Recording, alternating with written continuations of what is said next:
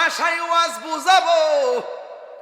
আমি বলছি কুরআন এমন একটা কালাম, সুবহানাল্লাহ। বন্ধুরে আমার, কি ভাষায় ওয়াজ বুঝাবে রে বাবা। আল্লাহর হাবিব ডাক দিয়া বলে, ওই না ঘরে যাবে যেই ঘরে বন্ধু যাবে, জোরে কোন, বন্ধু যাবে, বান্ধব যাবে না। কিন্তু ওই ঘরের ডানে মাটি, ওই ঘরের বামে মাটি। সুবহানাল্লাহ। বলেন ঘরটা কি এমপির জন্য আলাদা, মন্ত্রীর জন্য আলাদা, রিকশাওয়ালার জন্য আলাদা, সবার জন্য এক ঘর? ঘরটা কি টিনের ঘর না মাটির ঘর? উপরে না নিচে? কয় হাত? হাই রে, সব দিকে বন্ধ, দরজা নাই, জানালা নাই রে বাবা। আমার নবী বলেন, মানুষটা যখন ঘরে গেল,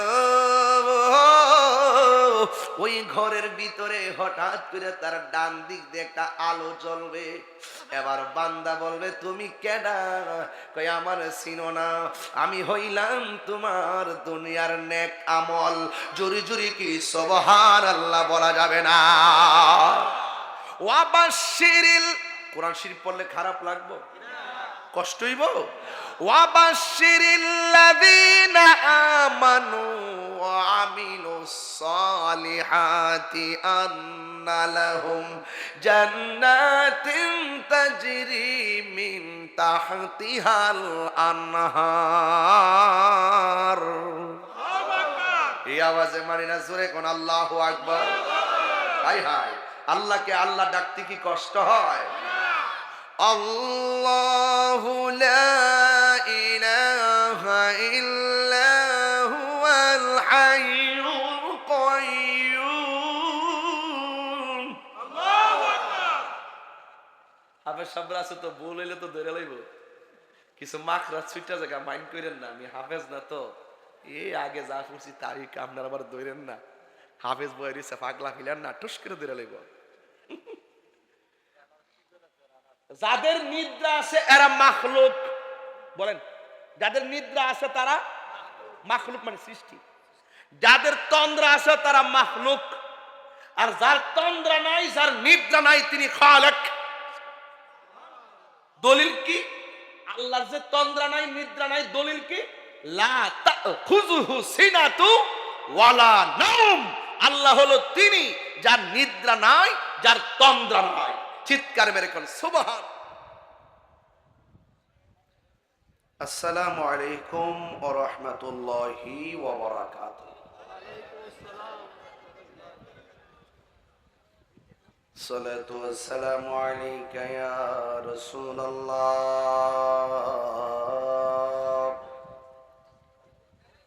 আসসালাতু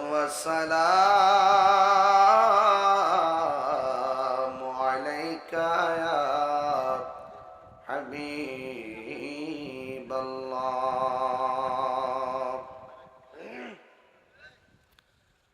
আসসালাতু ওয়াসসালামু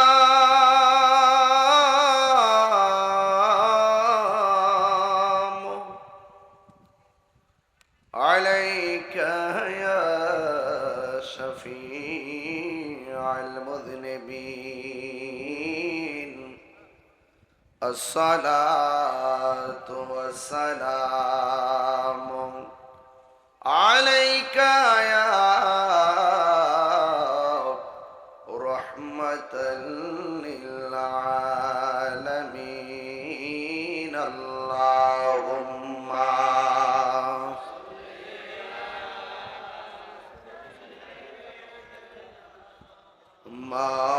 মাওলানা মুহাম্মদ ওয়া আলা আলি সাইয়্যিদিনা। দরদ মাখা কণ্ঠে মায়াবী সুরে পড়ুন আল্লাহুম্মা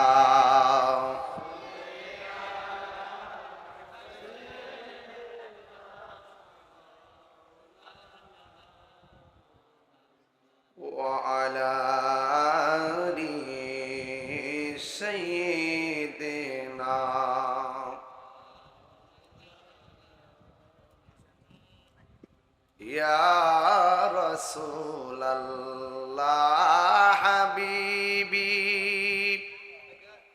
খালিক কি তাতুই বরগজিদা जुल जालाले पाक बेहम तातुई अल्लाहुम्मा मोहब्बत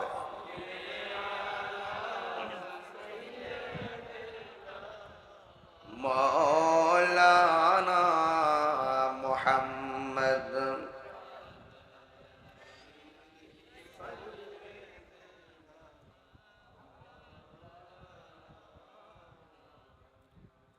আমি যা দেখি তা বলি এবং সত্য বলতে ভয় করি না।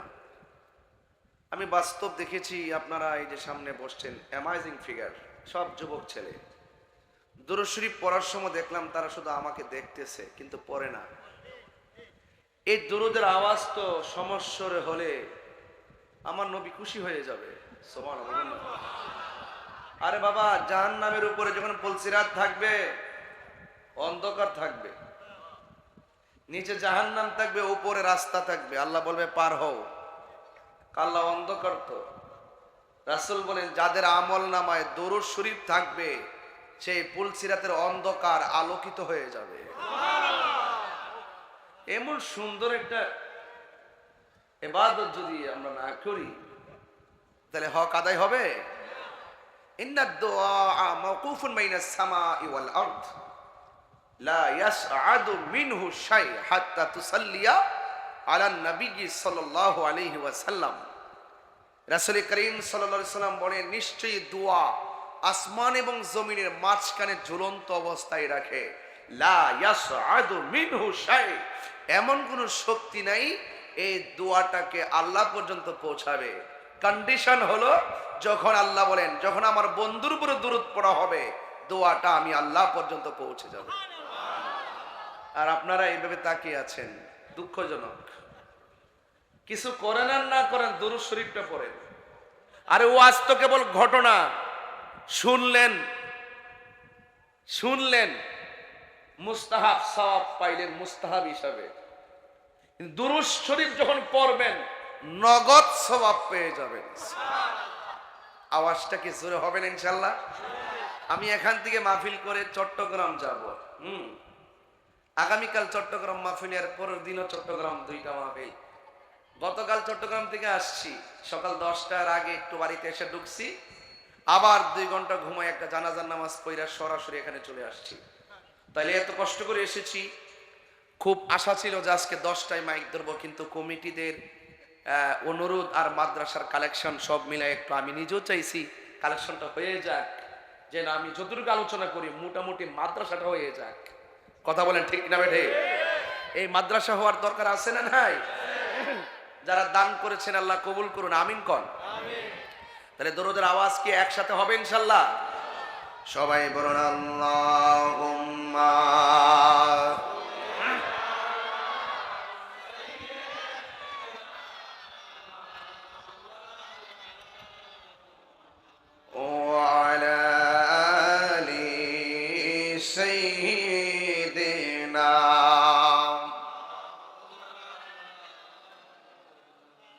বাড়ি বাড়ি এই করো হে মন, এই বাড়ি তো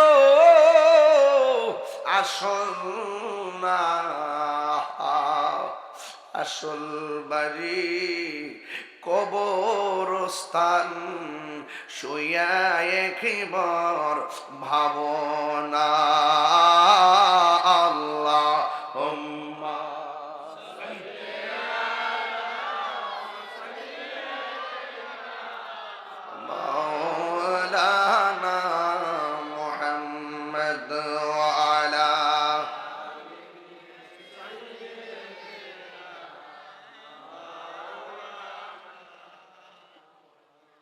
লা ইলাহা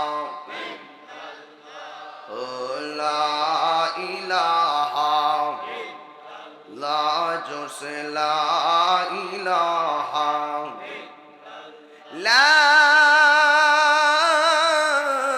ইলাহা ইল্লাল্লাহু মুহাম্মাদুর রাসূলুল্লাহ সাল্লাল্লাহু আলাইহি ওয়াসাল্লাম। জুরি জুরি বলুন সুবহানাল্লাহ। সবাই কি খুশি না বেজার? একটু বড় করে আওয়াজে আওয়াজে কথা বলবেন। বলেন, কণ্ঠ দিছে কে? বাঁশির সুরটা দিছে কে? কাহারো কণ্ঠের সাথে কি কাহারো কণ্ঠ মিলে? এই কারিগর কে? চিতপুর দারুস সুন্নাহ ইয়াহিয়া হাফিজিয়া মাদ্রাসার ছাত্রদের দস্তারবন্দি উপলক্ষে যুব সমাজের উদ্যোগে যিনি সৌদাগর আলী সাহেব, যিনি প্রতিষ্ঠাতা মাদ্রাসার, সেই অষ্টম বার্ষিক সুন্নি মহাসম্মেলন সভাপতি জনাব আবু নাসির ওয়াহিদ সম্পদ সাহেব, সাবেক চেয়ারম্যান, প্রধান অতিথি জনাব ডাক্তার মোহাম্মদ শহীদুল্লাহ ভাই, মেডিকেল অফিসার, উপজেলা স্বাস্থ্য কমপ্লেক্স হোমনা, প্রধান পৃষ্ঠপোষক জনাব মোহাম্মদ শারাফুদ্দিন মানিক সাহেব, সভাপতি অত্র মাদ্রাসা, প্রধান মেহমান হাজি মোহাম্মদ সিদ্দিকুর রহমান সিদ্দিক সাহেব, চিতপুর দক্ষিণপাড়া, বিশেষ মেহমান জনাব জহুরুল ইসলাম ডালিম সাহেব, মেম্বার কি এখনো আছে? এখনো আছে? কেমনে রে বাবা? তার তো কথা না বাবা, সপ্তাহ উল্টাই গেছে গা। মেম্বার চেয়ারম্যান আছে দেখা যায়, মাশাআল্লাহ। হ্যাঁ, এই হাসিটার কারণে তো ঠিক করিছে। প্রধান উপদেষ্টা মেডিকেল অফিসার জনাব ডাক্তার সালে জোহর বাদল সাহেব, জনাব মোহাম্মদ মাইনুদ্দিন মঈন সাহেব, বিশিষ্ট ব্যবসায়ী জাহাঙ্গীর আলম সাহেব, প্রধান সহকারী উপজেলা স্বাস্থ্য কমপ্লেক্স, জনাব সাদেকুর রহমান সাহেব, বিশিষ্ট ব্যবসায়ী দড়ি বাসানিয়া, জনাব হাজি খলিলুর রহমান সাহেব, প্রতিষ্ঠাতা চেয়ারম্যান মদিনার জেনারেল ও চক্ষু হাসপাতাল, জনাব মোহাম্মদ সেলিম সাহেব, পোল্যান্ড প্রবাসী, জনাব কামরুল হাসান আকরাম, সেকশন অফিসার, ঢাকা বিশ্ববিদ্যালয়। আমার পূর্বে বক্তব্য রেখেছেন স্নেহাস্পদ তরুণ তেজস্বী বক্তা মৌলানা কারি শামীম হুসাইন রাজা আল কাদরি সাহেব, তিনি অনেকক্ষণ সময় আপনাদেরকে দিয়েছেন। বিশেষ বক্তা উস্তাদুল উলামা আল্লামা পীর মুফতি আব্দুল সত্তার বই আল কাদরি সাহেব, মৌলানা ইয়াসিন হুসেন তাইরি সাহেব, মৌলানা মোহাম্মদ জুবাইর সাহেব, মৌলানা মোহাম্মদ আবু জাফর সাহেব, মৌলানা ফয়েজ আহমদ সাহেব, মৌলানা হাফেজ মোহাম্মদ বাবুল সাহেব। আর আমার চোখে দেখা এখানে প্রায় 100-র উপরে অতিথিদের নাম আছে। তো সবার নাম নেওয়ার খুব দরকার, কিন্তু সময়ের কারণে সবার নাম না নিলেও আমি সবার প্রতি শ্রদ্ধা নিবেদন করছি এবং স্মৃতিচারণ করছি যিনি এই মাদ্রাসা প্রতিষ্ঠা করেছেন। কৃতজ্ঞতা জ্ঞাপন করছি যারা এই মাদ্রাসায় অনেক দান করেছেন, নগদে বাকিতে অনেক দান করেছেন। শ্রদ্ধা, আমি এসে তো শুনলাম 25 লক্ষ টাকার একটি অ্যানাউন্স করা হয়েছে, ধীরে ধীরে তারা এই মাদ্রাসায় দিবেন। তবে একটি কথা আমার জিজ্ঞাসা, স্বাধীনতা অর্জনের চেয়ে রক্ষা করা অনেক কঠিন। প্রতিষ্ঠান তো হয়েছে, শুনলাম প্রতিষ্ঠানে ছাত্ররা এখানে তারা পড়ছে, কিন্তু আমার ছাত্ররা তো অনেক দূর থেকেও আসতে পারে না? তো ওই দূরের ছাত্রটা কি আমাদের লজিং রাখার দরকার আছে না? আপনি লজিং রাখলে কি আপনার লস হবে? না। তো আমুল ওয়াহিদে ইয়াকফি লিল ইসনাইন, একজনের খাবার 2 জনের জন্য যথেষ্ট। জোরে বলেন না সুবহানাল্লাহ। তো এই জন্য আমার যুবক ভাইরা, আপনাদের কাছে অনুরোধ রইল, আপনি যদি 5 জন মানুষ খান, তাইলে 5 জনের খাবার রান্না করলে আশা করি একটা ছেলে খাইতে পারে কিনা বলেন? আর আপনি যদি তাকে খাওয়ান, এতে কি হবে জানেন? এই ছেলেটা যখন হাফেজ হবে, তখন সাহেবের জন্য, যার বাড়িতে খাইলো, যে তার অভিভাবক ছিল, তার জন্য সে সুপারিশ করবে। লস আছে? আর একটা লাভের ওয়াজ করি। রাসূল করিম সাল্লাল্লাহু আলাইহি ওয়াসাল্লাম বলেন, যারা এতিমের মাথায় হাত বুলিয়ে দেয়, হাতের নিচে যতটা মাথার চুল থাকবে, আল্লাহ রাব্বুল আলামিন তার আমল নামায় সেই পরিমাণ সওয়াব দিয়ে দিবে। আর আজকে আপনারা দান করে করে ভাবতেছেন মনে হয় 10টা টাকা লস হয়ে গেছে, ভাবতেছেন 100 টাকা লস হয়ে গেছে। না, এই ভাবনাটা কখনো ভিতরে আনবেন না।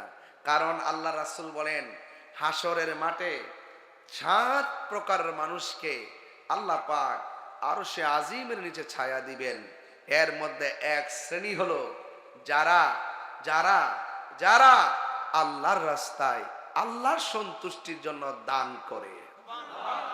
তাহলে যারা দান করছেন তারাও সওয়াব পেয়েছেন, যারা মারহাবা বলে উৎসাহ দিয়েছেন তারাও সওয়াব পেয়েছেন, যারা ইবাদত করে, যারা কোরআন শরীফ তেলাওয়াত করে এবং যারা কোরআন তেলাওয়াত শুনে, উভয়ের আমল নামায় আল্লাহ পাক নেকি দান করে দেন। একটু আগে এখানে বসে একটা হাদিস পড়ছিলাম, হাদিসের মধ্যে উল্লেখ আছে, এই বাবা এই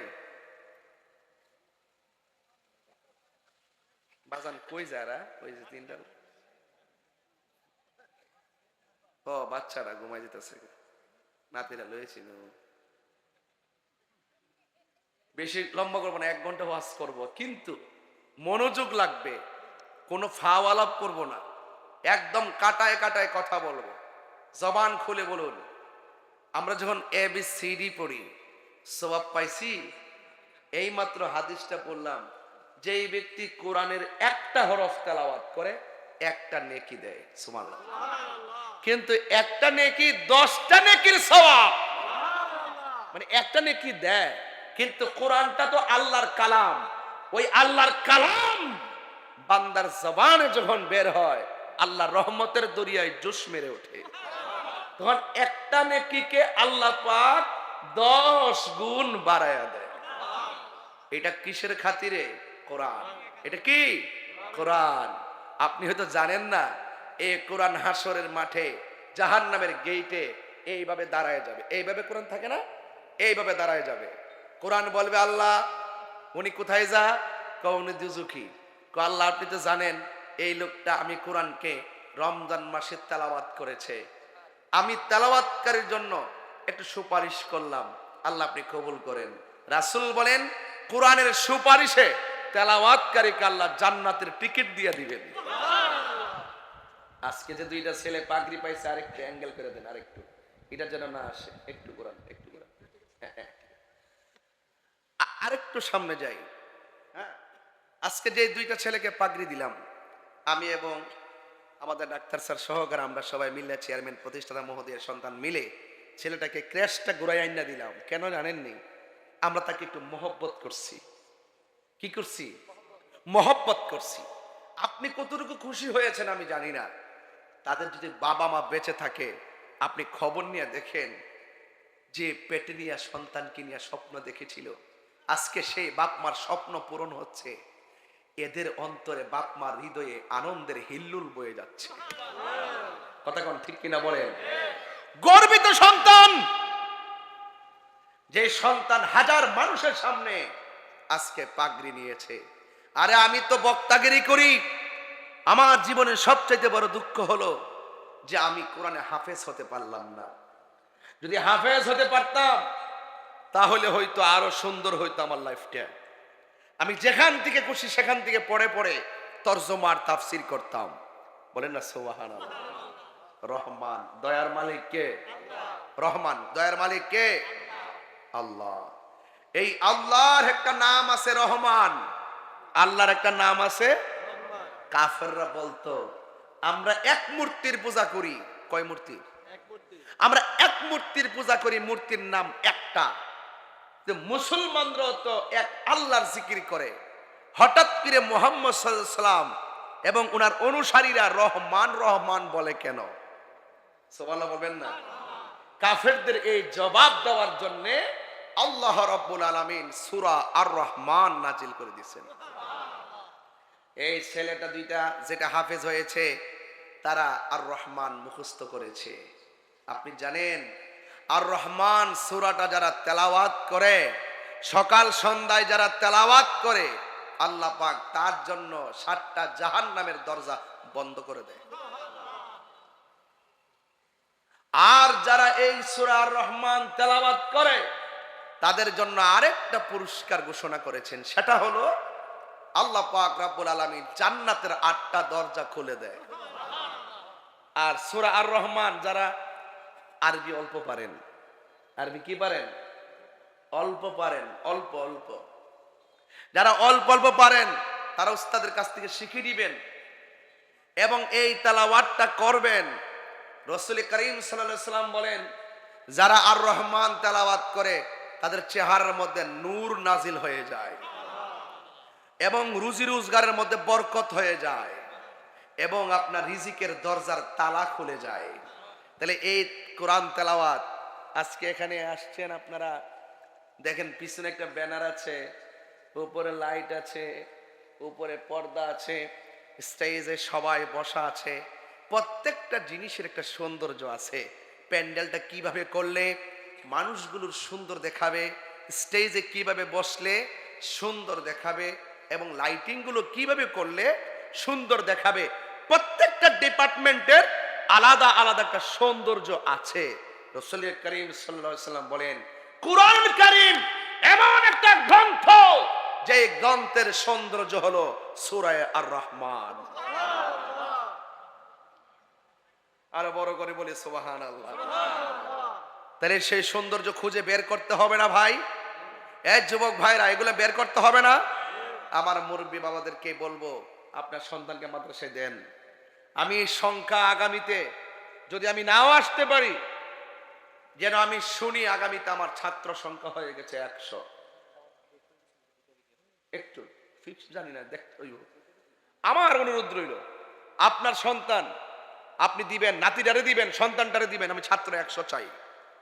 আর 100 ছাত্রকে দূর থেকে যদি আসে, দূরের ছাত্রদেরকে, আমাদের এটা কি গ্রাম? চিতপুর। এখন এই চিতপুর যদি দুলাল কান্দির একটা ছেলে পড়ে, দুলালপুরের ছেলে পড়ে, কথার কথা বলছি, সে কি ওখান থেকে আইসা হাফিজি মাদ্রাসায় পড়তে পারবে? বাধ্য হয়ে তাকে রোজিং রাখতে হবে। আপনি চিতপুর বাসে যদি মোহাব্বত দিয়া বাহিরের ছেলেটারা আগলায় না ধরেন, এই প্রতিষ্ঠানটা টিকবো? শুধু কালেকশন করলে কি প্রতিষ্ঠান টিকবো? বড় বিল্ডিং করলে প্রতিষ্ঠান টিকবো? এই জন্য আমি বলছি, স্বাধীনতা অর্জনের চেয়ে রক্ষা করা অনেক কঠিন। যারা দিয়া গেছে, বাপের কাম করে গেছে, দাদার কাম করে গেছে, এবার আমরা সবাই মিল্লা রক্ষা করতে হবে, তার কলিজাটা ঠান্ডা হবে। কথা বলেন ঠিক কিনা? ওই একবার ওয়াজের মধ্যে বলছি যে লক্ষ টাকা হলে কিন্তু প্রতিষ্ঠান দেওয়া যায় না। প্রতিষ্ঠান করা, প্রতিষ্ঠান দেওয়া, প্রতিষ্ঠানের মনোমানসিকতা, এটা স্পেশাল গিফট। এটা আল্লাহর পক্ষ থেকে জাগ্রত হয়। কেউ আছে বৃত্তি প্রস্তর করে মানুষকে উৎসাহ দেয়, কেউ আছে সেই বৃত্তি প্রস্তরকে ফাউন্ডেশন উপরে তুলে সেই বৃত্তি প্রস্তরের সৌন্দর্য করে। উভয়ই কিন্তু সওয়াব পাবে। কেন? আল মাদ্রাসাতু বাইতুন নবী, মাদ্রাসা হলো নবীর ঘর। আল মসজিদু বাইতুল্লাহ, মসজিদ হলো আল্লাহর ঘর। চিৎকার মেরে বলেন সুবহানাল্লাহ। এখন বলুন, আমরা মাদ্রাসাটা হোক চাই কি চাই না? এখন যদি আমি কিছু মাদ্রাসার কথা না বলি, হক আদায় হইব? এই জন্য আমি একটু এমন ভাবে বলার চেষ্টা করেছি, অন্তত পক্ষে যেন একাডেমিক আমার প্রতিষ্ঠানের স্বার্থে যে কথাগুলো বলেছি, এই কথাগুলো আপনারা বাস্তবায়ন করতে হবে। বেশি লম্বা চড়া নয়, অল্প সময়, কিন্তু আপনারা মনোযোগী হতে হবে। আওয়াজ করে বলুন, ইজ্জতের মালিক কে? এই যে দুইটা ছেলে হাফেজ হয়েছে, তার সিনার মধ্যে কোরআনটা ধারণ করার ক্ষমতা দিয়েছে কে? ওই যে বলছিলাম না, তুমি কোরআন শরীফ নিয়ে গাঙ্গের মধ্যে ভাসাই দিলে কি লাভ হবে? আল্লাহ তো এভাবে কোরআন সিনার মধ্যে অঙ্কন করে দিবে, ঠিক না? আল্লাহ পাক কোরআনে বলছেন, নিশ্চয়ই কোরআন আমি নিজে নাজিল করেছি, আর এই কোরআন হেফাজতের দায়িত্ব একমাত্র আমি আল্লাহর কাছে।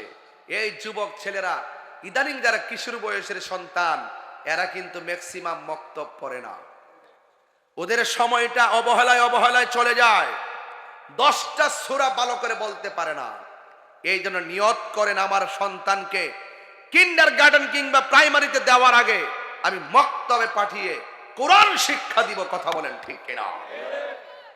এই কোরআন যদি আপনি সন্তানকে হাফেজ বানাইতে পারেন, এই সন্তানের আব্বা আম্মা যখন হাসরের মাঠে উঠবে, আল্লাহ রাব্বুল আলামিন তাদের মাথার মধ্যে নূরের টুপি পরায় দিবেন। তাহলে মা বাপের দাম বাড়ে না কমে? তাইলে ওই নিয়তটা করেন যে আমার সন্তানকে আমি আগে কোরআন শিক্ষা দিব। নামাজটা মৃত্যুর আগ পর্যন্ত পড়তে হবে। এই জন্য আপনাকে তেলাওয়াত শুদ্ধ করে পড়তে হবে। সহি শুদ্ধ ছাড়া কোরআন শরীফ পড়লে আপনার সেই নামাজ হবে না। এই জন্য আমার যুবক ভাইরা, কোরআন আল্লাহর কালাম। ওই ব্যক্তি উত্তম যেই ব্যক্তি কোরআন শিখে এবং অন্যকে শিক্ষা দেয়। কথা বলেন ঠিক কিনা? এবার আপনি যখন কবরে যাবেন, কবরে যাওয়ার পরে আপনাকে কয়টা প্রশ্ন করবে?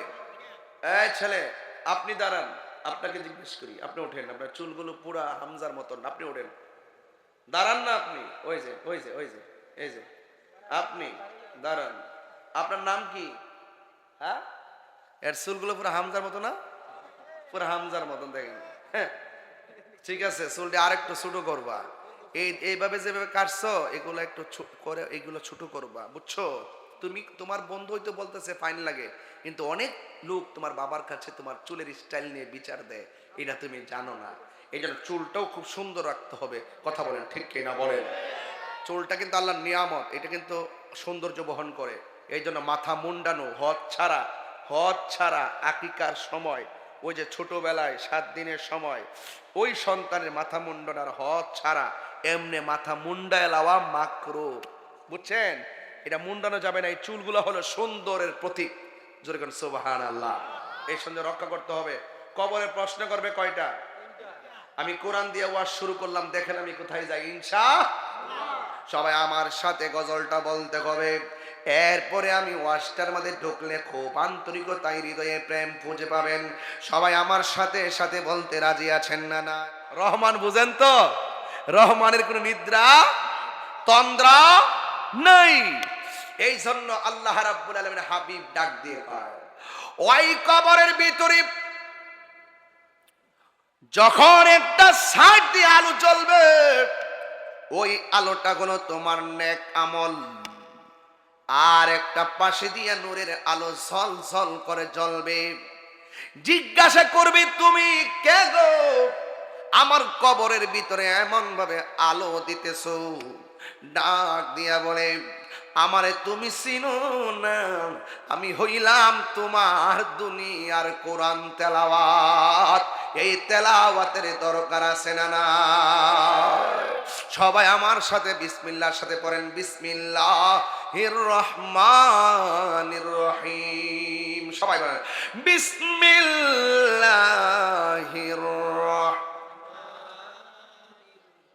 এ কেমনে রে জায়গা ফলাবান তেলাওয়াত শুননা গজবে না ধরছিল? আমার প্যান্ডেলে যারা আছেন বসেন, আপনারা উঠবস করলে আমার মাথা নষ্ট হয়ে যাবে। মনে চাই তুমি যে এখন যে উঠছো, মন চাইতেছে তোমার হাত গাঞ্জাটা দিয়ে দিতাম, মনে হয় এটার থেকে হিডা মজা। আবার হারুছে মন বুঝে বুঝতে। আমরা অতিথিরা যাবো, তোমরা যারা শ্রোতা আছো সহজ ভাবে আমার সামনে বসবেন। আমি তেলাওয়াত করি, যেখানে তেলাওয়াত হয়, যেখানে আল্লাহ বলেছেন যেখানে তেলাওয়াত হয় ঈমান বৃদ্ধি পায়। সুবহানাল্লাহ বলেন না কেন? কি বিশ্বাস হয় না? বিশ্বাস হয় না?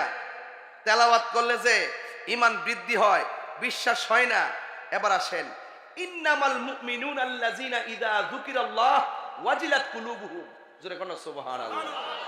বাবা, মুমিন তো তারাই যাদের সামনে আল্লাহর তেলাওয়াত করা হয়, আল্লাহকে স্মরণ করা হয়, তার হৃদয়টা ভয়ে ভীত হয়।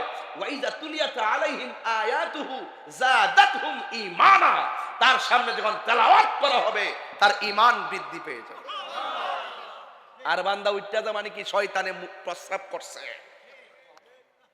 আবার খারুইছে না, ওরা লড়ে না। আল্লাহু আকবার। জোরে রাগ করেন না, আমি যে তেলাওয়াতটা টান দিছিলাম হয়তো আপনি বুঝেন নাই যে আমি কি সুরটা দিতে চাইছিলাম, বুঝেন নাই। আজকে মাদ্রাসার মাহফিল, ডান বাম যাওয়ার সুযোগ নাই, আমি মাদ্রাসার ফাজাইল নিয়ে কথা বলতেছি। বলেন না সুবহানাল্লাহ। বলেন বিসমিল্লাহির রহমানির রহিম। আল্লাহু আকবার। কুল হুয়াল্লাহু আহাদ। আল্লাহু আকবার।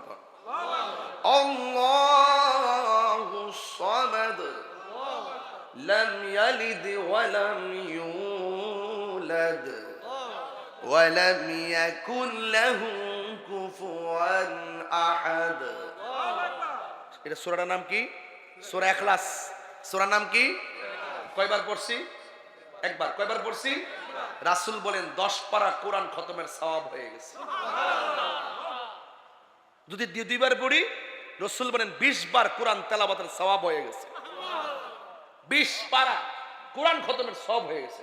যদি 3 বার পড়ি, এক কোরআন খতমের সওয়াব হয়ে গেছে। সে উঠে কেন? এ সোয়াব কি বাড়িতে ঘুমাইলে পাবে? সূরাটা কি বেশি বড়? একদম ছোট, বলেন না। মা ফাতেমা আছে না, মা ফাতেমা ফজরের নামাজের পরে এই সূরাটা 10 বার পড়তো। রসুল জিগাই, অন্য কোন সূরা পাও না, এই সূরাটা 10 বার পড়ো কেন? নবী গো, এই সূরাটা বড় ভালো লাগে। রাসূল বলেন, কিয়ামত পর্যন্ত যারা তোমার মতন এই আমলটা করবে, ফজরের নামাজের পরে 10 বার এই সূরাটা পড়বে, মাগরিবের নামাজের পর 10 বার এই সূরাটা পড়বে, আল্লাহ পাক রব্বুল আলামিন তার জন্য জান্নাতের ভিতরে একটা বালাখানা বানায়া দিবে। তাইলে আপনারা সবাই পড়েন, কুল হুয়াল্লাহু আহাদ।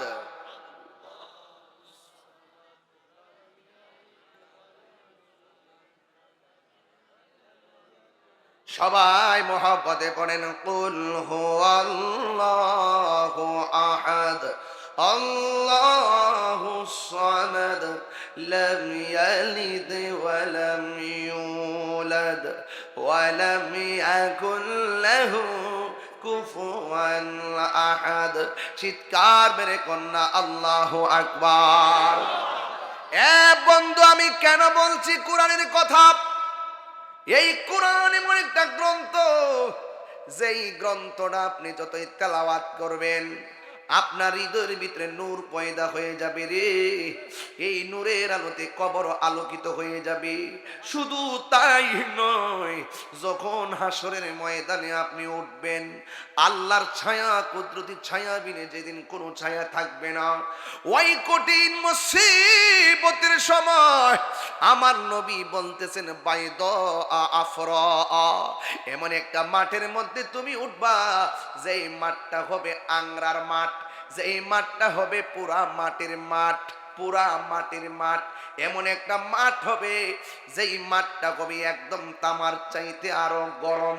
ও বন্ধুরে, ওই মাঠের মধ্যে শুধুমাত্র আংরা হবে না, আমার নবী, আপনার নবী বলতেছেন, কাকুর সাতিন নাকি, ওই মাঠের মধ্যে কোনো উদ্ভিদ থাকবে না, গাছ থাকবে না। এমপির জন্য একটা বট গাছ থাকবে, হ্যাঁ, মন্ত্রীর জন্য একটা তেঁতুল গাছ থাকবে। কয় না না, ওই হাসরের ময়দানে কাকুর সাতিন নাকি, একটা গাছও থাকবে না, একটা উদ্ভিদও থাকবে না। মাঠটা হবে পুরা মাটির মাঠ। মানুষ সেখানে উঠবে হুফাতান উরাতান, যাদের পায়ের মধ্যে কোনো ধরনের স্যান্ডেল থাকবে না। শুধু তাই নয়, ওই শরীরের মধ্যে কোনো কাপড় থাকবে না। খতনাবিহীন অবস্থায় ওই মাঠের মধ্যে গিয়ে উঠবে। আয়েশা সিদ্দিকা একটা চিৎকার মারা, ইয়া রাসূলুল্লাহ, নবী গো, দুনিয়াতে কাপড় পইরা একজন আরেকজনের সামনে যায়, হাসরের ময়দানে আমাদের গায়ে কাপড় থাকবে না রে। মানুষের গায়ে যদি কাপড় না থাকে, এটা কেমন ধরনের লজ্জার মাঠ হবে? কেমনে একজন আরেকজনের সামনে দাঁড়াবে? ইয়ানজুরু বাদুহুম ইলা বাদ, একজন আরেকজনকে তারা দেখবে। এটা কেমন ধরনের মাঠ? আল্লাহর হাবিব ডাক দিয়া বলে, আয়েশা রে, তুমি বলতেছো একজন আরেকজনরে দেখবে, একজন আরেকজনরে দেখবে? নারে না, নারে না, কবর থেকে উঠানোর সময় গাটটা মুর্সাদা ভাঙ্গা দেওয়া হবে, চেহারাটা একবারে আসমান বরাবর করা হবে। 1 সেকেন্ডের জন্য একজন আরেকজনের দিকে তাকাইবে। আল্লাহু আকবার কথা কেন? আয়েশা, একজন আরেকজনের দিকে তাকাইবে, আয়েশা একটা সেকেন্ডের জন্য সুযোগ পাবে না রে। মাথা রাত বিঘাত উপরে সূর্যটা থাকবে, সব মানুষ পুরা মাটির মধ্যে দাঁড়ায় থাকবে। একদিন না, 2 দিন না, 50,000 বছর দাঁড়ায় থাকবে। কোন নবী আল্লাহর কাছে কথা বলতে পারবে না, আল্লাহ তুমি বিচারটা শুরু করো, আল্লাহ তুমি বিচারটা শুরু করো।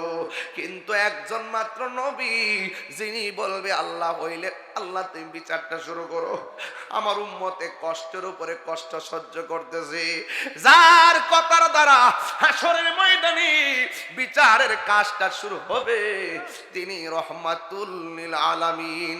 কেউ গিরা পানিতে সাঁতার কাটবে, কেউ হাঁটু পানিতে সাঁতার কাটবে, কেউ কোমর পানিতে সাঁতার কাটবে। মার সামনে দিয়া সন্তান গোশতগুলা, গুসার গোশতগুলা পোল্ট্রি মুরগি যেমন করে মেশিনে ফেলে দেওয়ার পরে ওই পাখাগুলা উড়ে যায় গরমের কারণে, ঠিক এমন ভাবে মানুষের পায়ের হাড্ডি থেকে গোশতগুলো আলাদা আলাদা হয়ে যাবে, কঙ্কাল হইয়া দাঁড়ায়া থাকবে।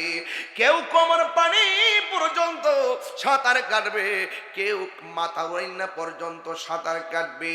সবার জবানে শুধুমাত্র একটা স্লোগান, বাঁচাও আল্লাহ বাঁচাও। কেমনে আমি নিজের বাঁচামু?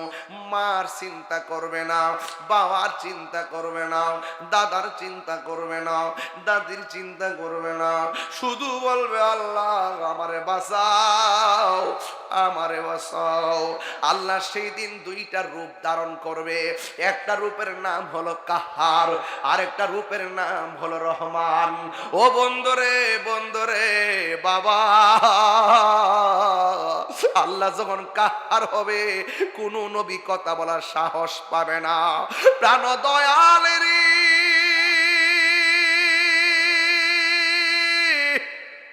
গৃহস্থেরা দলে দলে হাঁস মুরগি কতই পালে, সন্ধ্যা হলে ডাক দিয়া লয় গরে। যার যত পালিত ছিল সকল রে তো ঘরে নিল, যার যত পালিত ছিল সকল রে তো ঘরে নিল। আমি একা রইলাম অন্ধকারে, প্রাণ দয়াল রে সন্ধ্যা হইল ডাকি দিলে না মরি।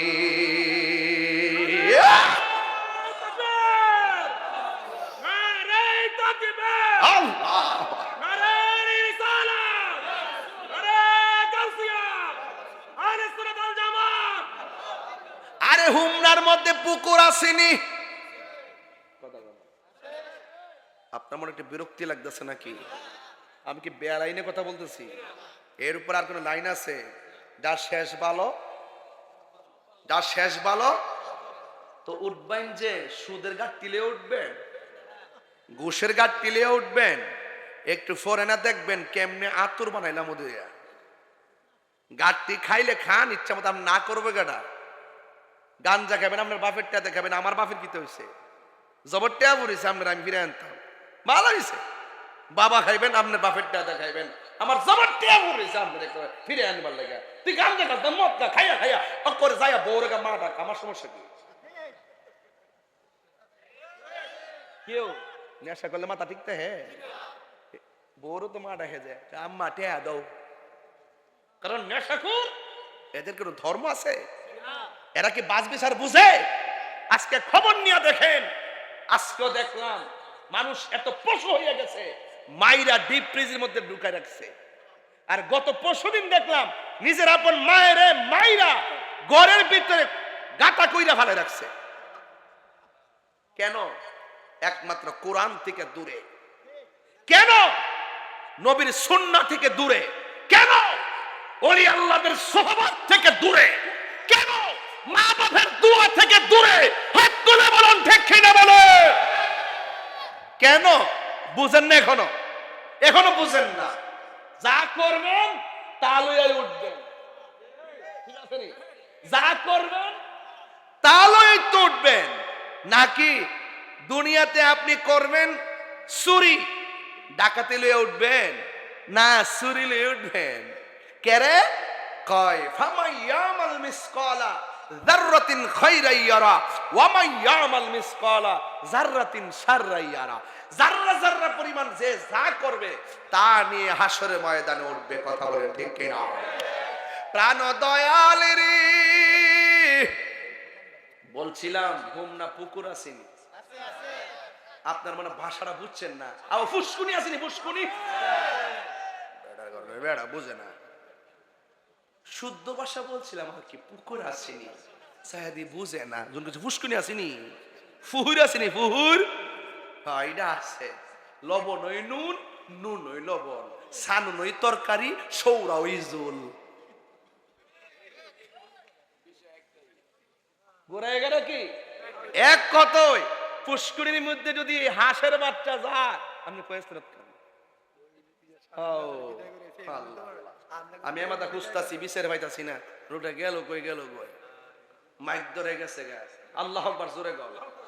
তা আমি বলছিলাম কি পুহুর আসিনি, হাঁসের বাচ্চা জানি, সন্ধ্যাবেলা যদি হাঁসের বাচ্চাটা বাড়িতে না ফিরে, বাড়ির মালিক কই যা, না দিঘির যা, ফুসকুনির যা, যাইয়া ডাক দে সুই সুই,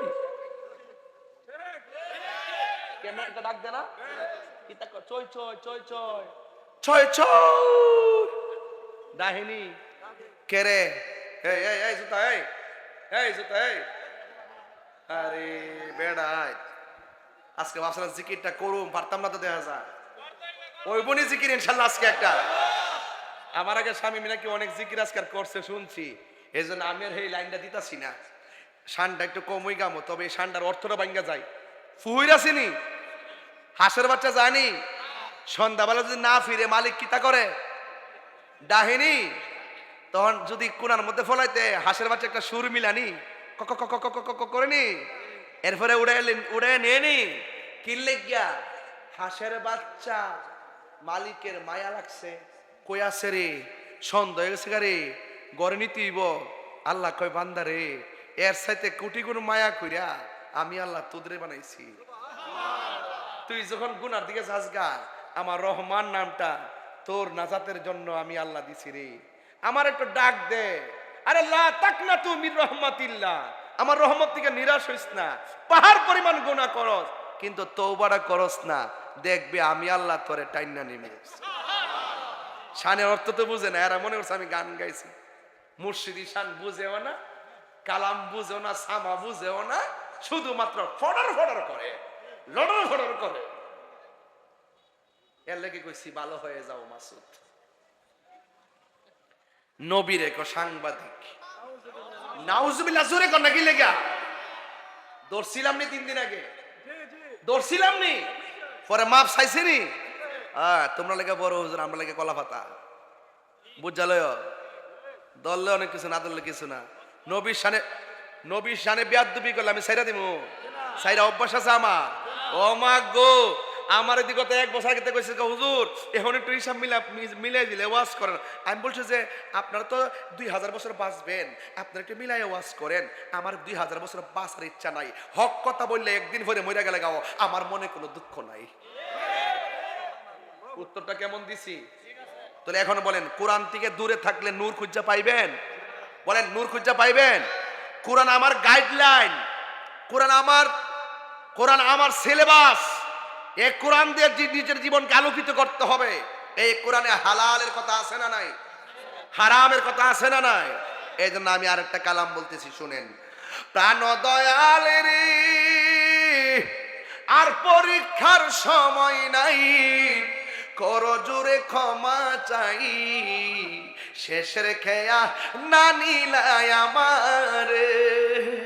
আমার দিন কি এমনি যাবে, লোকে তোমায় কি বলিবে, এই দুঃখ রইল তাহিরির অন্তরে, প্রাণ দয়াল রে সন্ধ্যা হইল ডাকি দিলে না মুরে, সন্ধ্যা হইল ডাক দিলে না মুরে, প্রাণ দয়াল রে সন্ধ্যা হইল ডাকি দিলে না মুরে, একটা জবান বন্ধ রাখবেন না, মহব্বতে মায়ার সুরে বলু সুবহানাল্লাহ।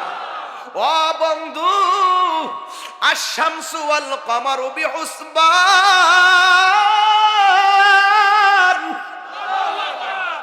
চন্দ্র এবং সূর্য গণনা হিসাব মিলায়া চলে, চন্দ্র সূর্য হিসাব মিলায়া, চন্দ্র সূর্য হিসাব মিলায়া চলে, সকাল বেলা উঠে সন্ধ্যা বেলায় ডুবে, ঠিক না বেঠিক রে বাবা? এই জন্য চাঁদের সময় চাঁদ, সূর্যের সময় সূর্য, কেউ কারোর সঙ্গে কোনো ধাক্কা লাগে, আর জোরে কোনো ধাক্কা লাগে। ও ও বন্ধু, অনুরোধ করে বলে দিয়ে যায়, আশ-শামসু ওয়াল কমারু বিহুসবান, চন্দ্র সূর্য আপন গতিতে চলে রে। ওয়ান নাজমু ওয়াশ-শাজারু ইয়াসজুদান, চন্দ্র এবং সূর্য সেজদা করে কাকে? চন্দ্র সূর্য সেজদা করে রবকে। ওই রব যখন হাসরের মাঠে আমাকে আপনাকে তুলবে, ও বন্ধু, সেই দিন আল্লাহ কাহার হয়ে দাঁড়িয়ে যাবেন, কেউ কথা বলতে পারবে না। ও বন্ধু, আমার নবী, আপনার নবী রহমাতুল লিল আলামিন বলেন, উলঙ্গ অবস্থায় উঠবে, পায়ের মধ্যে স্যান্ডেল থাকবে, জোরে থাকবে, এবং মাঠের মধ্যে কোনো গাছ থাকবে, শুধুমাত্র পুরা মাটির উপরে দাঁড়ায়া থাকবা। আল্লাহর হাবিব বলেন, ও পৃথিবীর মানুষ শোনো শোনো, ওই মাঠের ভিতরে কি হবে জানোনি? কিছু কিছু মানুষের নখ, এই নখ না, হাসর মাঠে কিছু কিছু মানুষের নখ বানাইব পিতল দিয়া। তামা তামা তামা, বুঝেন? তামা তামা বাবা, তামা দিয়া এই নখগুলো তামা হয়ে যাবে, তামার নখগুলো অনেক বড় হবে। আমার নবী, আপনার নবী বলেন, আমি দেখব হাসরের ময়দানে কিছু কিছু মানুষ এমন তামার নখ দিয়া নিজের চেহারার চামড়া এভাবে তুলতেছে। আল্লাহু আকবার কয় না কি লেগে রে? এমন ভাবে নিজের চেহারা নিজে টাইনা তুলতেছে, গালের গোশত খুলতেছে, বাম হাত দিয়া বাম গালের গোশত কইল্লা কইল্লা মুখের মধ্যে দিয়া আবার চাবাইতাছে, নিজের গোশত নিজে বক্ষণ করতেছে। নবী তো উম্মতের দরদি, নবী আমার ডাক দিয়া বলে, আল্লাহ, এরা কারা গো? নিজের গোশত নিজে কামড়াইতেছে, নিজের চামড়া নিজে তুলতেছে। আল্লাহ বলে, বন্ধু, এদেরকে চিনেন না? এরা কারা জানেননি? যারা দুনিয়ার ভিতরে গীবত করত। আল গীবাতু আশাদ্দু মিনাজ জিনা, গীবত জিনার চাইতে আরো খারাপ। কথা বলেন ঠিক কিনা? এখন সিদ্ধান্ত আপনি নেবেন, আজকে থেকে ওয়াদা করেন, জিন্দেগিতে আমরা চুগলখড়ি করব না, জিন্দেগিতে আমরা মুনাফিকি করব না, জিন্দেগিতে আমরা গীবত করব না। বিশ্বাস না হইলে আজকে ভাই একটা কথা কইয়া যায়, আমি এখান থেকে ঢুকছি, দুইকে একটা কোনা আসিনি, কি বুঝেন নাই? মানে এটা এই সরকার এমনি গেছে না, আবার এমনি গেছে না। এই মুরের মধ্যে যখন আইছি, বয়স মনে হইব 55। আমার ড্রাইভার কি বন্ড রৎগান আইছে, আমি নিজে শুনছি। পরে ড্রাইভারে গেলাম, কে রে শুনছ নি? শুনছি তো। আমি কি তা করতাম? ও পাজান কয়ে লাইছে, কথা কইলে কে ফিরে আনন যা, তো কিতা করতেইব? হেরা দিকে মোটর সাইকেল দেবে আমরা নিব। পরে আস্তে আস্তে নামছি, নামে দেখি যে লোকটা হাইটটা হাইটটা আবার যাইতেছে গা। কেউ খাতামাল্লাহু আলা কুলুবিহিম ওয়া আলা সামঈহিম ওয়া আলা আবসারিহিম। আপনি মাহফিল দিলে হইব কি? আরে 70 বছরের বেড়া বইয়া রইছে, 80 বছরের বেড়া বইয়া রইছে, 60 বছরের বেড়া বইয়া রইছে, 55 বছরের বাজান বইয়া রইছে, 40 বছরের ছেলে বসে আছে, কিশোর বয়সের ছেলে বসে আছে, ছোট্ট একটা বাচ্চা এই মাহফিলে বসে আছে, এই মাহফিলে ওয়াজ শুনতেছে, আর ওই মানুষটা আমাকে গালি দিয়ে চলে গেছে।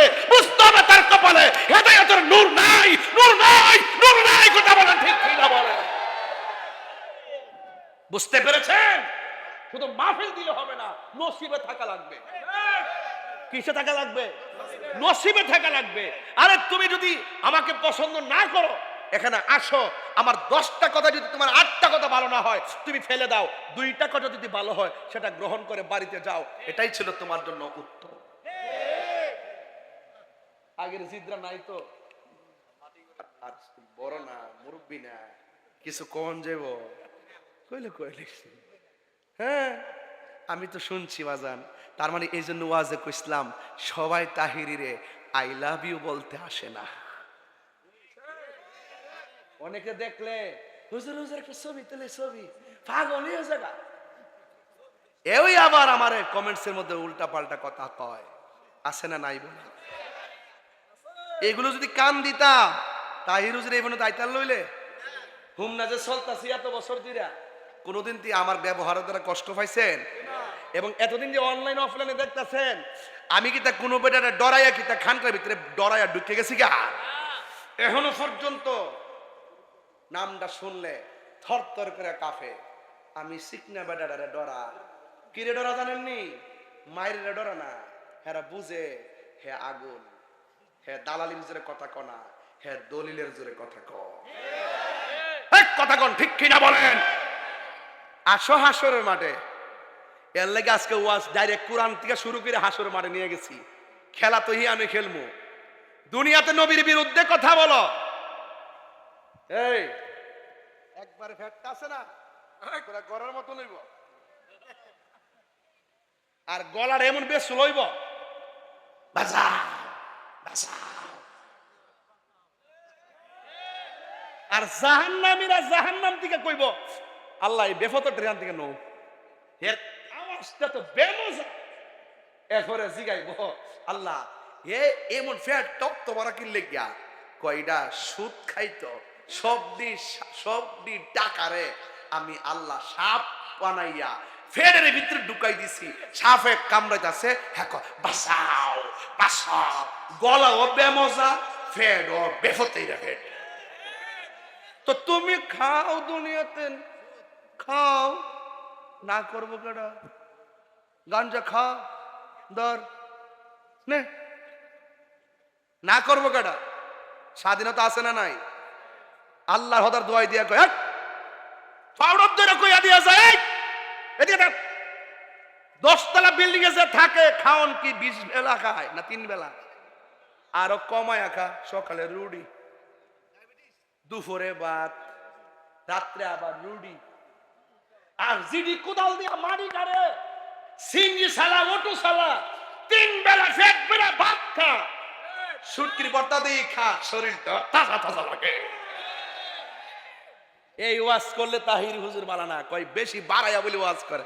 বাড়াইয়া বাজান দেখছেন নাকি? আমার যদি গলাতে ছুরি লাগাই দেন, আমি কি হারাম রে হালাল কইতে পারব? এই সুদের যন্ত্রণা বড় কষ্টে আছি বাজান। সুদ কি চলবে না, বন্ধ হবে বাজান। আপনার ঠোঁটটা লড়ছে না কেন? নিঃসন্দেহে আপনি জড়িত। গতকাল ওয়াজ করছিলাম,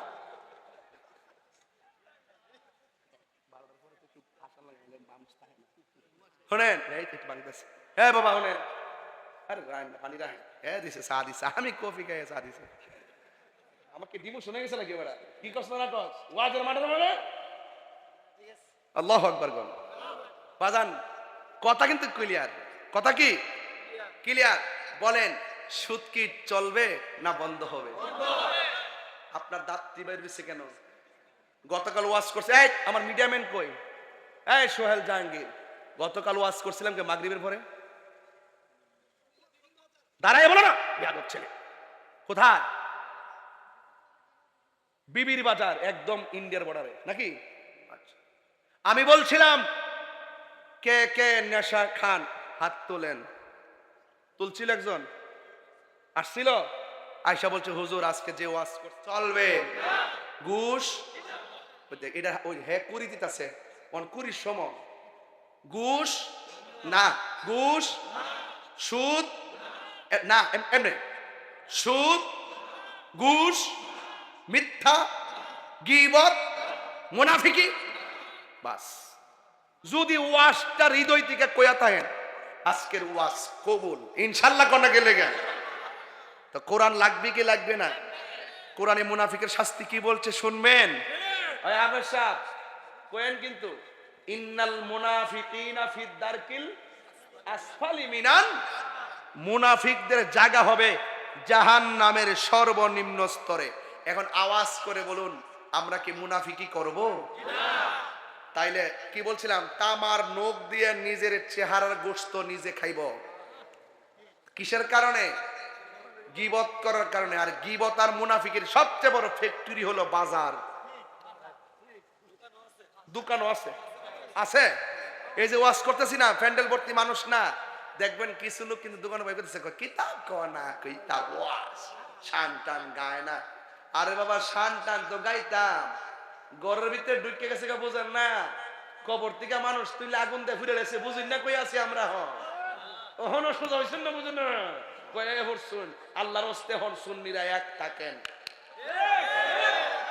যে দিকটা যামো এক দিকটা যামো এক শীতপুরের মানুষ শীতটিয়ে থেকে না আওয়াজ করে এখন সুন্নিরা কি এখন দুই না এক এদিকে আওয়াজ কম হয়েছে সুন্নিরা কি দুই না এক হাত উঠছে না এই হাত তুললেন সব সব হাত তুললেন এক রাখবেন না সুন্নিরা কি দুই না এক সুন্নিরা কি দুই না এক পীর মাশাইখ কি দুই না এক আমরা আর বিচ্ছিন্ন থাকবো মা বন্ধুরা এটা শিখাইবেন যে দিকটা যামু এক দিকটা যামু যার সাথে যামু এক দিকটা যামু কথা বলেন কেন্দ্র নির্দেশনা অপেক্ষা করবেন রাজি আছেন না নাই আরে রাজি আছেন না নাই সুন্নিরা জীবনে বহুত বাগ হয়ে থাকছি এখন আমরা সিদ্ধান্ত নেওয়ার সময় কথা বলেন ঠিক কিনা যেহেতু অস্তিত্বের লড়াই আমরা সিদ্ধান্ত নিব যার সাথে যাব একসাথে যাব যেই দিকে যাব একসাথে যাব কথা বলেন ঠিক কিনা আল্লাহ রহমতে ইনশাআল্লাহ সুন্নিদের অবস্থান আগের চাইতে দ্বিগুণ শক্তিশালী হয়েছে ঠিক কিনা বলেন এই ক্রাইসিস মুভমেন্টে সুন্নিরা প্রমাণ করতে সক্ষম হয়েছে এই দেশে একমাত্র শান্তিপ্রিয় দল আহলুস সুন্নাত ওয়াল জামাত এতে কোনো সন্দেহ আছে সন্দেহ আছে তাইলে হাসরের মাঠে উঠব কাফর হইরা না উলঙ্গ এখন আমার নবী বলতেছেন লা ফাখার আমি অহংকার করি না এখানে আলেমরা আছেন লা ফাখার আমি অহংকার করি না একমাত্র আমি ওই হাসরের মাঠে জান্নাতের কাপড় পরে উঠব নবী আমরার মতো বলে কি ওরা কি বলে নবী আমরার মতো তুই দি ল্যাংটা উঠবে নবী জান্নাতের কাপড় পরিধান করে উঠবেন রাসূল বলতেছেন শাফাতে কুবরা আমি করব সুবহানাল্লাহ কিন্তু আমার অহংকার নাই আমি সবার আগে জান্নাতে ঢুকবো আমার অহংকার নাই সেই নবীর উম্মত কি অহংকারী হতে পারে এই জন্য সুন্নিরা অহংকারী না দেখেন আমার লয়ে গেছে মোটরসাইকেল দা আমি পারলাম নইলে অন্যভাবে যাইতাম আবার খাইয়া আবার মোটরসাইকেল ফালাইয়া আইটা দৌড়াইয়া পড়ছি আবার একটু 10 মিনিট জিরাইতাম নইলে জিরাইছি কিরে এখানে হাজার হাজার নবীর প্রেমিকরা বসে রইছে অন্তত ওয়াজ করি আর না করি স্টেজে যাই এদের সাথে বসে থাকলে শান্তি লাগবে হাসরের মাঠটাতে এটাও আর কিছু আছে হাসরের মাঠে মানুষ এমন ভাবে উঠবে সুবহানাল্লাহ কোন এবার আমার নবী আপনার নবী বলে কিছু কিছু সন্তানগুলোর পা গুলা গাছের মধ্যে বেঁধে রাখা হবে ওই সন্তানগুলো পুরুষ হবে না ওই সন্তানগুলো মহিলা হবে আবার ওই মহিলাদের কিছু কিছু মহিলা মাথার চুলগুলো গাছের মধ্যে বাঁধা পা গুলা নিচে ঝুলাইয়া রাখবে রহমাতুল লিল আলামিন আমার নবী আপনার নবী বলে আল্লাহ ও রহমান এই মহিলাগুলা কারা গো আজকে আমি খাইতে যখন গেলাম অনেক মহিলা দেখছি প্রজেক্টরের সামনে বসে ওয়াজ শুনতেছে আমি মা বোনদেরকে কিছু কথা না বললে মার পেট আজকে দন্ন হবে না ও মা মা মা আপনাকে বলে দিয়ে যায় নবী আমার ডাক দিয়ে বলে আল্লাহ এই মহিলাগুলা কারা গো যাদের মাথা আর চুলগুলো গাছের মধ্যে বাইদা পা গুলো নিচে ঝুলাইয়া রাখা হয়েছে আল্লাহ ডাক দিয়ে কয় ও বন্ধু এরা কারা জানেননি এরা হলো দুনিয়ার ওই সমস্ত মহিলা যারা স্বামীর অনুমতি ছাড়া রাস্তাঘাটে বেহুদা চলাফেরা করত ওরা কারা জানেননি যারা বেপরদায় চলাফেরা করত দায়ুস কোনদিন জান্নাতে যাবে না দায়ুস কোনদিন জান্নাতে যাবে না ও চিতপুরের মা আরেকটা গ্রাম কন্যা ফতের কান্দির বাবা ও মা দড়ি বাসা নিয়ে থেকে দেখলাম আজকে কে জানে 40,000 টাকা দিছে না কত দিছিল না হ্যাঁ সাদিক ভাই না আমি গর্বে শুনছিলাম দড়ি বাসা নিয়ে কইছিল এই দড়ি বাসা নিয়ে অংশগ্রহণ এই মাহফিলে আছে ওই মা আমার নবী ডাক দিয়া কয় আমি দেখলাম বেপরদা নারীগুলাকে এমন ভাবে চুলগুলো গাছের মধ্যে বাইদা পা গুলা ঝুলাইয়া রাখছি এই জন্য আজকে চিতপুরের কোরআনের মাহফিল থেকে শুনে যান ও মা আল্লাহ রাব্বুল আলামিন তোমাদেরকে সূরা নূরের মধ্যে ডাক দিয়েছি ওয়া কুলিল মুমিনাতি ইয়াগদুদনা মিন আবসারিহিন্না ওয়া ইয়াহফাজনা ফুরুজাহুন্না কথা কোন ঠিক কিনা রে বাবা আল্লাহ ডাক দিয়া কয় ও পৃথিবীর নারী সমাজ মোমেন মহিলারা, তোমাদের চেহারাটার চোখটারে নিচু করে রাখো, আর তোমাদের লজ্জাস্থানকে হেফাজতে রাখো। ও মা, এই কোরআনের মাহফিল থেকে যদি শুরু এই কথাটা নিয়ে যাও, আমি চোখের হেফাজত করব, নিজের সতীত্বকে রক্ষা করব, আমি কাগজে কলমে লিখা দিয়া যাবো, ওই পর্দাশীলা নারী আর কোরআনের প্রেমিকা আর নিজের সতীত্বকে যারা রক্ষা করে চলে, এদের পেটের ভিতরে যে বাচ্চাটা আসবে, এই বাচ্চাটা সাধারণ বাচ্চা হবে না, এই বাচ্চাটা বাইরের বুস্তামির মতন আল্লাহর ওলি হতে পারে কি পারে না। এই জন্য আমার নবী, আপনার নবী বলেন, ওই হাসরের ময়দানে আমার আল্লাহ 7 প্রকারের মানুষকে আরশে আজিমের নিচে ছায়া দিবে। এক প্রকারের মানুষ হলো যারা ন্যায় বিচারক, 2 নম্বর মানুষ হলো যারা দান করে, 3 নম্বর হলো যারা আল্লাহর ভয়ে ইবাদত করে, 4 নম্বর হলো যারা যৌবনকালে বেশি ইবাদত করে, 5 নম্বরে হলো যারা আল্লাহর জন্য কেউ কাউকে ভালোবাসে। জোরে জোরে কি সুবহানাল্লাহ বলা যাবে না? এই জন্য আমার নবী বলেন, হাসর মাঠ বড় কঠিন, আমি দেখব কিছু কিছু মানুষের গায়ের মধ্যে আগুনের শিকল লাগাইয়া রাখছি, শিকলটা জাহান্নামের আগুন, জাহান্নামের আগুন আমি সহ্য করতে পারবো না।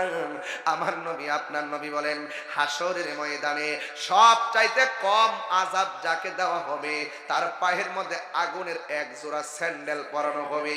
এই স্যান্ডেলের কারণে মাথার মগজগুলো গলে গলে হাসরের ময়দানে পড়বে। আল্লাহ, ও চিতপুরের বাবা, জবানটা খুইলা বলুন আল্লাহ। আমরা সহ্য করতে পারবো না। আমার নবী, আপনার নবী বলেন, আমি দেখলাম হাসরের ময়দানে কিছু কিছু বান্দাদের গায়ের ভিতরে আগুনের শিকল লাগায়া রাখে, মনোযোগ, কিছু কিছু গায়ের মধ্যে আগুনের শিকল লাগায়া রাখছে। নবী আমার উম্মতের দেওয়ানা, নবী আমার ডাক দিয়া বলে, ও আমার আল্লাহ, এরা কারা গো, এমন ভাবে আগুনের শিকল দিয়ে তুমি শাস্তি দিতেছো? আল্লাহ ডাক দেখে, বন্ধু গো, বন্ধু গো, ও বন্ধু, এরা কারা চিনেননি? এরা হলো দুনিয়ায় যারা মা বাবার মনে কষ্ট দিয়েছে। ও বাবা, 2টা ছেলে আমার কাছে আয়, 2টা পাগড়িওয়ালা যাদেরকে পাগড়ি দিলাম আয় আমার কাছে, আমি একটু তোদেরকে জন্মের মতন আদর করে দিয়া যায়। আরে তোমাদের কপাল বড় ভালো, আমি আমার সন্তানকে হাফেজ বানাইতে পারবো কিনা আমি জানি না, আমি আমার সন্তানকে হাফেজ বানাইতে পারবো কি আমি জানি না। এই 2টা ছেলে আজকে হাফেজ হয়েছে, আমি দোয়া কইরা দিয়া যায়, আল্লাহ যেন এই সন্তানগুলো তার মা বাপরে লইয়া জান্নাতে নবীর কদমে থাকতে পারে। এই সন্তান মার স্বপ্ন পূরণ করেছে, এই সন্তান 2টা বাপের স্বপ্ন পূরণ করেছে। হায়রে, ও চিতপুরের বাবা, পায়ের মধ্যে হাত দিয়া বইলা যায়, পারলে এই 2টা পোলার মতন সন্তানরে হাফেজ বানান, পারলে এই 2টা পোলার মতন নাতিটারে হাফেজ বানান। এই হাফেজ কোনদিন আপনাকে যারা জান্নাতে যাবে না। বন্ধু, আজকেও আমি আসার সময় জোহরের নামাজের পরে আমার বন্ধু আল্লামা জসিমউদ্দিন মুজাহিদি সাহেবের আব্বার জানাজার নামাজ পড়াইছি, জানাজার নামাজে ছিলাম, মিলাদ পড়াইলাম, দোয়া করলাম, দেখে আসছি বাবারে হারাইয়া সন্তান কেমনে কান্দি। আমিও তো আমার বাবারে 6 বছর আগে হারাইছি, আমি কেমনে কান্দি আর কেমনে থাকে আমারটা আমি বুঝি। আজকে আমি জানাজার মাঠে বলছি, ও মুসল্লিরা গো, নামাজ পড়বা যাইবা গা, কিন্তু তোমার বাপ মা যদি থাকে মনে করবা মক্কা মদিনা আছি, আর বাপ মা যদি না থাকে,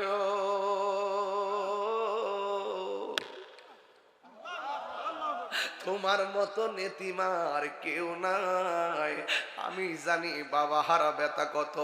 এখন বাড়িতে গেলে ঘরের খাট আছে কিন্তু বাপটা নাই, আমার বাড়িতে গেলে, অনেকের বাড়িতে গেলে দেখবা মার পানের বাটা আছে কিন্তু মা দুনিয়াতে নাই।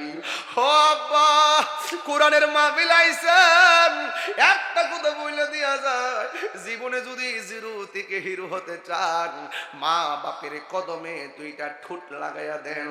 বাপ মার দোয়া আপনার জীবনের সিলেবাস বানাইয়া নেন।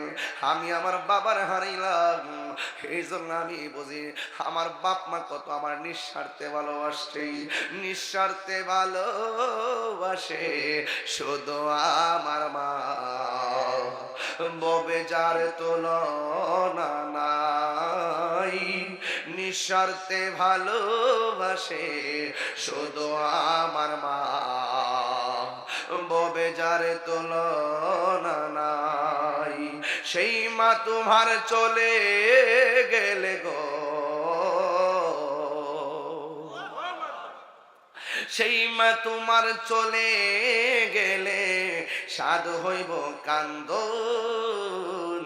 এই জগতে কেউ হবে না মায়েরই মতো,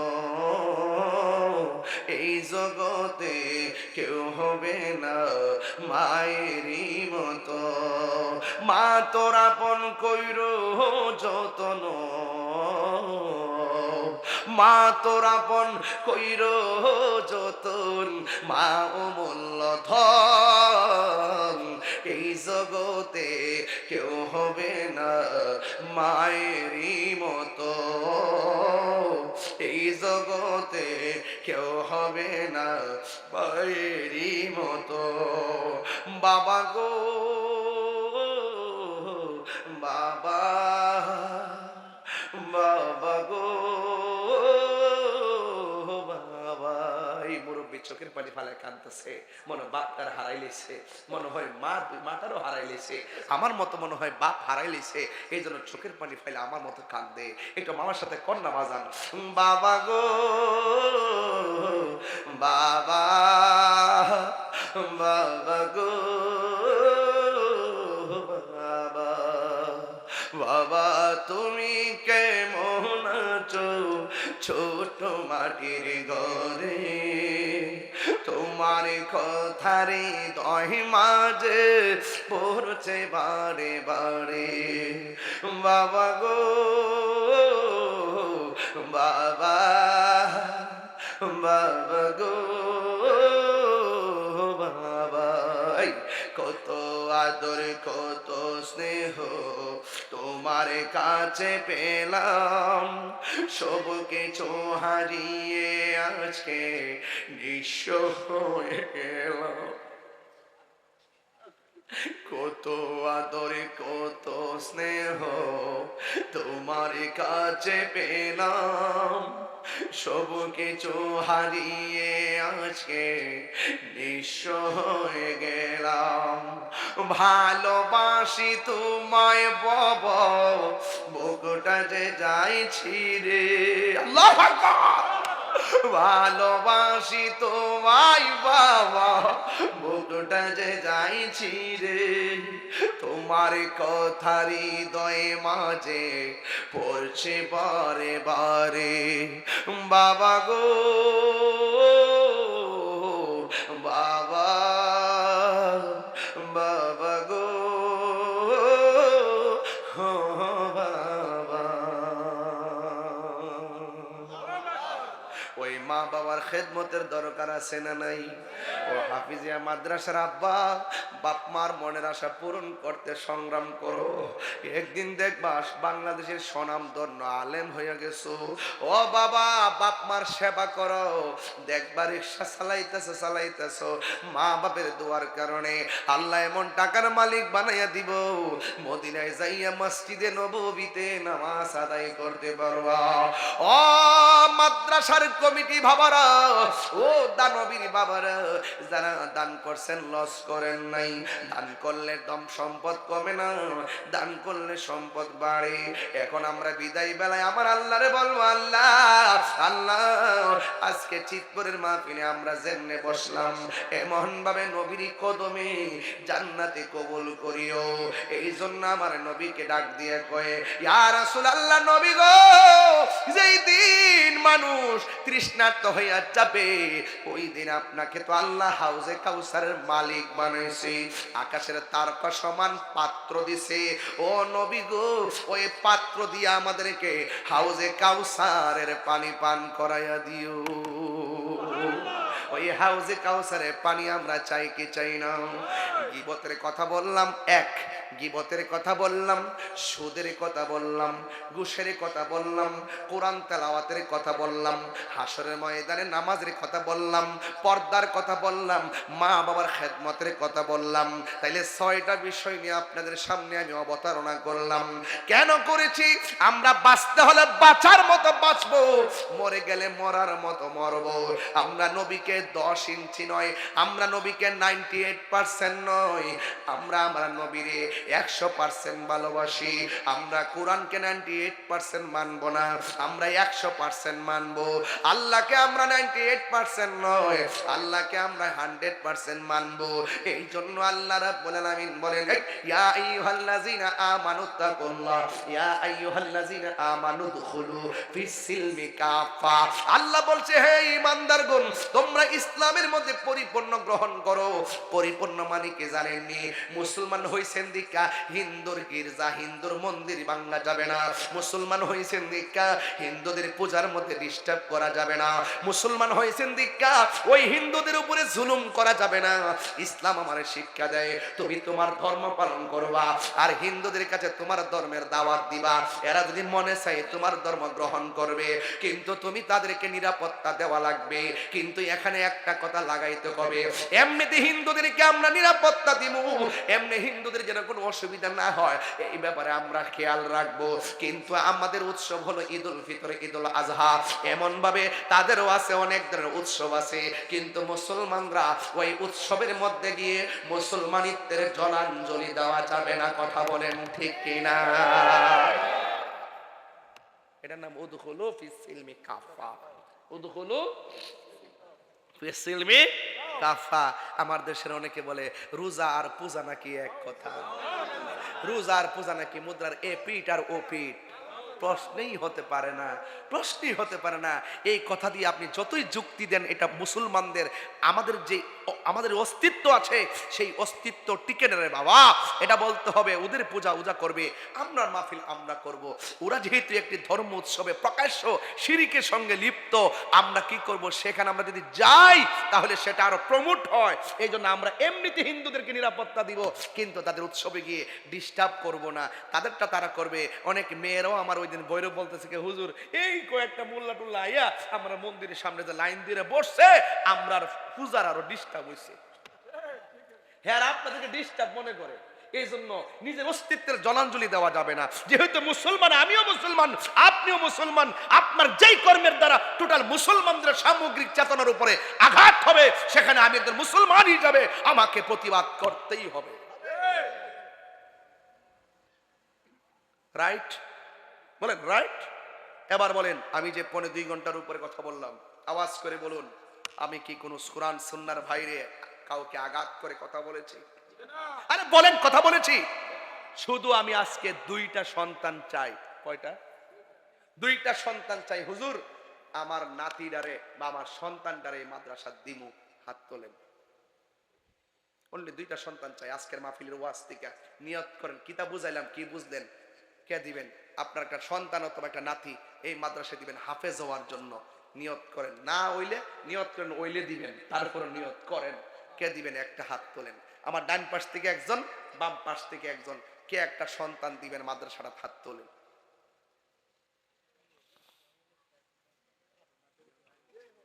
নাতি নিতে নাই বলে কইতেছে আরেক বেড়া নাই। বাইক না হইলে বাইক না, বাতিজা হইলে বাতিজা, বংশতি গেলে বংশের, যে কোনো একটা দেন না। আসেনি মাদ্রাসাটা একটা সন্তান দেখছেন নি? এই মাদ্রাসা সুন্নিরা যে মাদ্রাসা করবো কিতা করতেন, মাদ্রাসার টিকাই রাখুন জানা, আমরা সুন্নিরা এগুলো বুঝে না, আমরা সুন্নিরা ছাত্র দেয় না, এই জন্য মাদ্রাসা করলো, মাদ্রাসা ছাত্র খুঁজে পায় না, দিতে চায় না। এরা মনে করে ইঞ্জিনিয়ার হইব, এরপর ইয়া হইব, বিদেশ বিদেশ ফাটাক অসুবিধা কি, হাফেজ মানে ফাটাক, বিদেশ গেলে তো হাফেজ হয়, বিদেশ গেলেও তো মসজিদের ইমামতি আছে, আরো বেশি ইনকাম, কথা কন ঠিক কিনা? তাইলে আপনার একটা ছেলে দেন, কে আছেন দেখি, আমি একটু দেখা যাই না, আমি সরম পাবো বাজান, হুমনা না এটা, হুমনা তো আমার পুরো বাড়ি ঘরের মতো নই, দেন একটা নাতি, একটা বাতিজা, একটা সন্তান দিবেন, কেউ আসেননি? ওই যে একজন পাইলাম, ও ক্যামেরা ধরতে গেছে, মন গেছে ক্যামেরা ঠিক করতো, মন সেই বেটা সন্তান বুঝে দিব, ওই যে পাইছি পাইছি পাইছি, আমার ইজ্জতটা রয়েছে বাজান। ওই যে এই বেটা বলছে হুজুর আমার নাতি এখন শুধু মনে আর কি কইছে একটু বড় হইলে মাদ্রাসা দিব, জোরে কি মারহাবা কইতেন না? আচ্ছা এই নাতি রেখে তা আরো 4-5টা আনতার তো না মনে করুন, একটা হিরোজোর যে বন বেড়ের বেড়া কিতা কোন জায়গায় গেলে কিতা ডরাই কথা কই, 5 জন লাগে, 5 জন লাগে, একজনে তো চলে, লাগাই দিছি না আগুন, আসল করা নকল করা বুঝাই দিছি না, বাংলাদেশও মামলা 11টা করছে, অসুবিধা কি? 4-5টা উদাহরণ করে গ্রেফতারি পরোয়ানা জারি করছে, বড় অসুবিধা কি? এটা কোনো ব্যাপার না। আমি কইছি যে বাবা আমার বিরুদ্ধে মামলা হয়েছে, অসুবিধা নাই, মামলা করার অধিকার আছে, করছে, আপনারা তদন্ত ছাড়া মামলা নিছেন, কিন্তু আমি তো নিরপরাধ, কিন্তু আমার যদি ধরে নিতে চান, আমি যে অপরাধী প্রমাণ কইরা আমার হাতে হ্যান্ডকাপ লাগাই থইব, এর আগে লাগাইবার সুযোগ নাই। এটা পরিষ্কার কথা বলে দিছি। আমার নিয়ে আপনি 3 মাস নিয়ে হুদুদি নিয়ে ডোয়াই রাখবেন, পরে আমার 90টা মাহফিল বাদ যে লেগা 90 লাখ নাই, হ্যাঁ বালাদি, হ্যাঁ প্রায় 1 কোটি নাই, হ্যাঁ নিয়ে এবার 3 মাস পরে কইব উনি জামিনে মুক্ত নির্দোষ, তো আমার নির্দোষ বেড়ালে 3 মাস হারাই লেগে লেগা আগে টেহা দিয়া যাচ্ছে, মামলা করছে আরে আগে টেহা দিত, এরপরে পুলিশের সাথে আমার কোনো আপত্তি নাই, পুলিশের সাথে আমার কোনো আপত্তি নাই, যারা করছে এর এরকম আমার 3 মাসে টেহা দিলাইতো। কালকে দেখলাম একটা পত্রিকা 23 বছর পরে একটা মুরগার বাচ্চা মারা লেছিল, বুঝছেন নি? মুরগার বাচ্চা মারার পরে এটা মামলা হয়েছে, মামলা ধরে নিয়েছে কেন 23 বছর পরে বলে তারা খালাস দিছে। মুরগার বাচ্চা হলে 23 বছর, বুঝছেন নি? এটা বাংলাদেশ, উদি অনেক কিছু চলে, চালাইলেই চলে, ওই মনে আল্লাহ ভরসা, আল্লাহ যেন দেশটার শান্তি করে, আমিন কোন জোরে, আরো জোরে করে আমিন কোন কি লেগা। একটা নাতি পাইছি তোমাদের সাথে, একটাই তো 10টা হইতে পারে, এখন শুধু একজন হাত দিলে কেন হুজুর, এই মাদ্রাসায় যদি দূরের থেকে কোনো ছাত্র আসে আমার বাড়িতে লজিং রাখবো, এমন একটা লোক হাত তোলেন যে হুজুর ইনশাআল্লাহ আমার ঘরে লজিং রাখবো, একটা ছেলে লজিং রাখেন, কে রাখবেন? হাত তুলেন। এই যে এমন হাফেজ হয়ে গেলে আর আপত্তি আছে? একটা লোক দেন, একটা লোক লজিং রাখবেন, লজিং একটা লোক কোন হুজুর এই মাদ্রাসার দূরের কোনো ছাত্র আসলে আমার ঘরের মধ্যে লজিং রাখবো, কে রাখবেন? হাত তোলেন। আল্লাহ আপনি একটা লোক মিলে দিন, ওই মুরব্বী বাবার মতন একটা লোক। ও দূরের, দূরের প্রায় 15 জন আছে এই এলাকাত লজিং না? আচ্ছা ঠিক আছে, আল্লাহ যেন আরো রাখার তৌফিক দান করে, আমিন কোন। বাজান আমি ভাবছিলাম যে 12টা 10-এ 15 শেষ করুম, এখন মনে বাজেছে 11 আর ইয়া ওরে, ও 12টা 50 বাজে, আর 10 মিনিট পরে দোয়া টোয়া করতে করতে একটা ফারি যাবুগা। আসেন দাঁড়ে একটু নবীরে সালামটা দেলাই, আসেন দাঁড়ে নবীরে সালাম দেই। মা মা কেন? আচ্ছা আচ্ছা তুমি কইছো, আচ্ছা ঠিক আছে। মা কেন এত দামি জানে না সকলে, বলো জানে না সকলে, আহা জানতো যদি পড়তো দেখে কোরআন হাদিস খুলে। একটি হজের সওয়াব মিলে, একটি হজের সওয়াব মিলে, মাকে একবার দেখিলে। মা কেন এত দামি জানে না সকলে, বলো মা কেন এত দামি জানে না সকলে। 2 বছর পান করালো মায়ের বুকের দুধ, কোলে পিঠে নিয়ে আমায় দিতেন কত সুখ। সেই মায়ের দুঃখ দিলে, সেই মায়ের দুঃখ দিলে খোদার আরো ছোটলে মা কেন এত দামি জানে না সকলে বলো মা কেন এত দামি জানে না সকলে মায়ের প্রসবের কালে কত কষ্ট পাই বেহুশ হইয়া পরে মায়ে আপন বিছানায় সেই মায়ের দুঃখ দিলে সেই মায়ের ও দিলে খোদার আরো ছোটলে মা কেন এত দামি জানে না সকলে বলো মা কেন এত দামি জানে না সকলে মা গো বলো না মদিনা কত দূরে সেথায় আমি যাব কেমন করে শুনেছি সেথাই নাকি শুনেছি সেথাই নাকি নূরের নবী আছে রে মা গো বলো না মদিনা কত দূরে মারে প্রশ্ন করলাম মা মদিনা কত দূরে মা কই ফুত হাদিস কি পড়স না মার চেহারা দিকে একবার তাকাইলে কবুল হজের সওয়াব হয়ে যায় এর সাথে বড় কি সারপ্রাইজ মায়ের জন্য হতে পারে আল্লাহ কবুল করুক আর কিছু টাকা আসছে নাকি মাইনুদ্দিন ফতের কান্দি 5000 টাকা আমি তেমনি বলতে পারি না ইংলিশে বলতে হয় বাইদ হুজুর 10000 টাকা ইতালি প্রবাসী জুড়ে বলুন মারহাবা বাবা যান মাদ্রাসাটা দিয়ে গেলাম দেখে রাখেন আর কিছু বলার নাই আল্লাহুম্মা আমিন